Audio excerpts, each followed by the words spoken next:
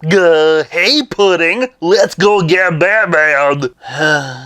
Bonk! Huh? Say hello to your new and improved Harley Quinn! Awooga! Welcome to 5 Points of Articulation, where I review action figures and then articulate 5 points to help you decide if you want to add that figure to your collection. The 5 points I discuss are packaging, presentation, posability, playability, and price. I'm Jason, and if you enjoy my content, please like, share, subscribe, do all the YouTube rigmarole.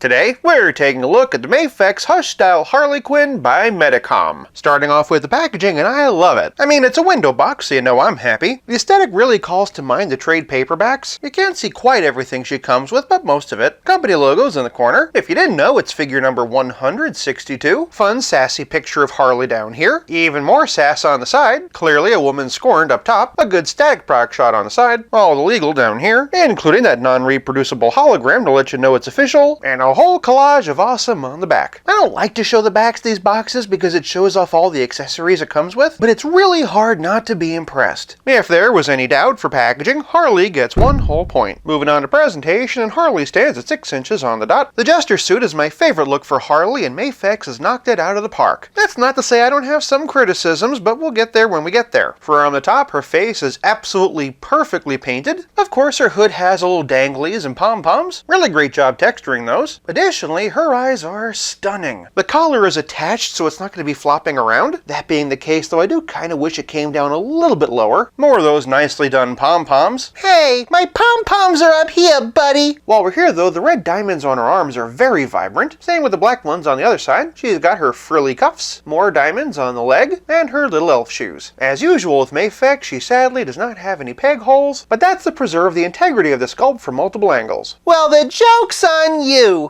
I don't have any integrity! Flipping her around, we can see all the paint detailing is nice and crisp. Also, when you hunch her forward, you find the legal. That's a really clever, unobtrusive way to do that. It's not the worst tramp stamp I've ever seen. Other than the fact that I wish the collar was a little bit more flush with the body, there's only one other real nitpick I have, and if you saw my DC Multiverse Catwoman video, you probably saw that coming. It's nowhere near as egregious as Catwoman's, and of course, a character like this is meant to be put in wacky poses that takes your attention off of that cut. That actually brings me to my only other minor nitpick. She's a bit gappy. You can also see that when you arch her back. But that's a conversation for the next category. This figure is gorgeous. The only thing holding it back really are the waist cut and a couple of the gaps, but that's nothing a little creative posing can't fix. And again, posability is a conversation for the next category. For presentation, Harley Quinn gets 1 whole point. Moving on to the next category, and the posability on this figure is nothing short of astonishing. For on the top and Harley's head's at a dumbbell joint.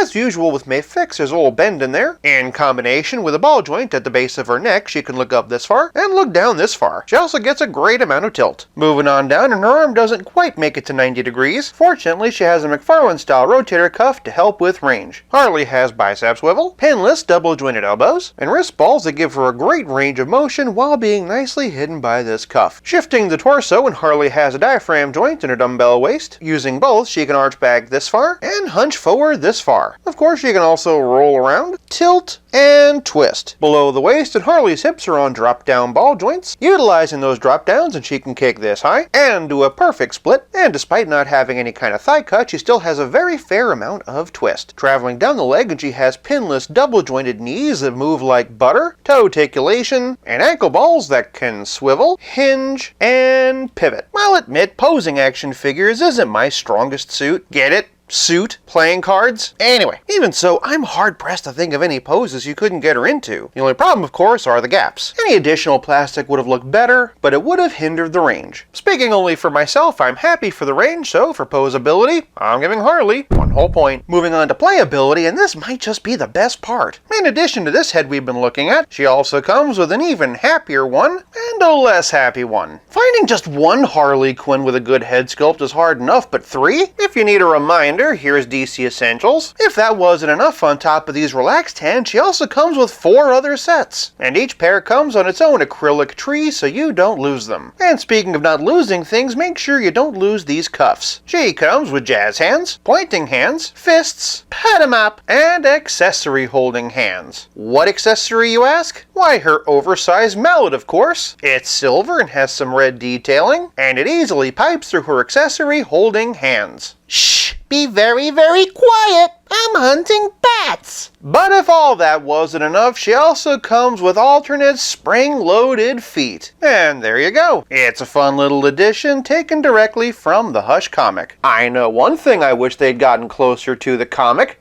Her pop gun. Lastly, since it's a MAFEX figure, it comes with a MAFEX stand that includes a straight up and down pole, a posable one, and 3 different clips. But playability is more than just accessories, even when you get that many. It's also about how well your figure plays with others. For most of the Harleys in my Quinzel collection, and here we have the very first one, here we have DC Universe Classics, Arkham Asylum by DC Direct, Arkham City by Mattel, Margot Robbie and the Suicide Squad, and DC Essentials.